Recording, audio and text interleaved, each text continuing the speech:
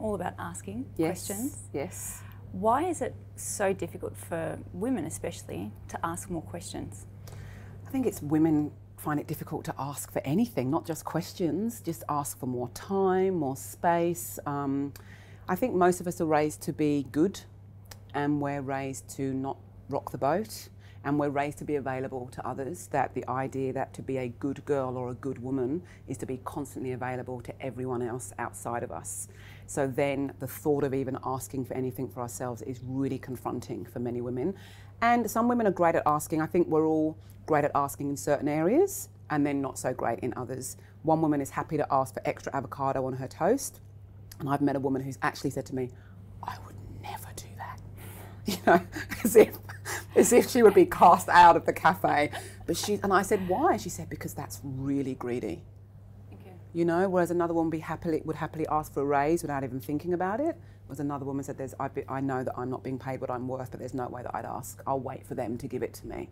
So it's, you know, I don't want to put it like a blanket that all women struggle, but I think we have certain areas where we're stronger and other areas where we don't even know that we can ask for the thing. I think that can be really interesting. People don't even know that you can ask to sit on the arse seat. It's kind of like, well, that's the ticket I've got, even though I'm claustrophobic, squashed between two people on a plane. They don't even think that they could even ask, because that would put someone out and they don't want the attention put onto them. They don't want to be difficult.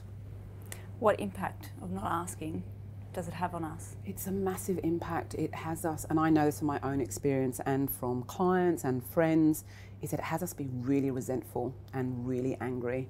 And we spend a lot of time, we can fall into a victim mentality, that things are happening to us, that we don't have a say. So an example, you know, for professional working women, if they have a partner that isn't doing, you know, the domestic work around the house that they'd like them to, we sit in that space of they should know, they should know, they should know, why can't they see that it needs to be done, as opposed to actually asking for it to be done. Which brings a lot of clarity, because the partner might say no, which is another conversation. But we expect people to know things, and then when they don't do what we thought they were going to do, we're disappointed. So then what can happen is that we have this cycle of disappointment and resentment, and it all comes from not actually declaring what it is that you want in the first place. How do we get ourselves out of that cycle? Start with the avocado on toast, I reckon. Start small, work your way up to the raise. I think it depends how. You know, for me, with my work as an executive and personal coach, I'm always working with women around clarity around their asks, but also clarity around what they want in the first place. Because if we spend our lives making sure that everyone else's needs are met, sometimes we're not even clear what our needs are. We're not even clear what we want. We don't know what our goals are, what our desires are. So once we have clarity on that, then it comes down to practice, just practicing the asks. And one of the things that I've written in the book, The Gift of Asking, is, you know, what to do when you get a no. Because we also don't ask because we don't want to be rejected, because we don't want to look stupid, because we don't want it to look like we don't have all the answers, which is a heavy burden to bear, to think that everyone thinks that we have to have all the answers. And so, you know, within this idea of why we ask and why we don't ask, it's always going to take practice. In terms of the benefits of asking, what are they? Clarity, and which doesn't always mean that asking is going to make life easier. Sometimes it makes it harder.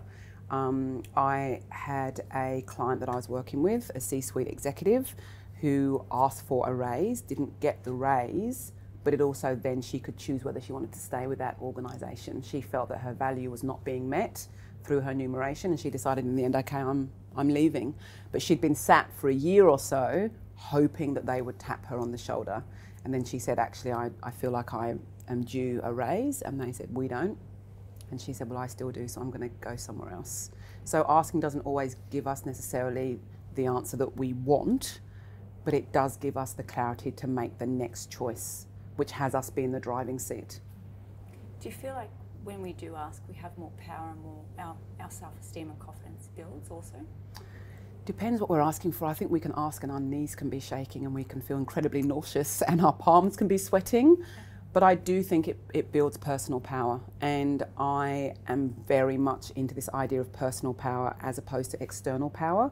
So there's an amazing woman called Julia Diamond who speaks a lot about this idea of power, and that there's situational power, and there is societal power, and then there's personal power. And the personal power is the power that we own.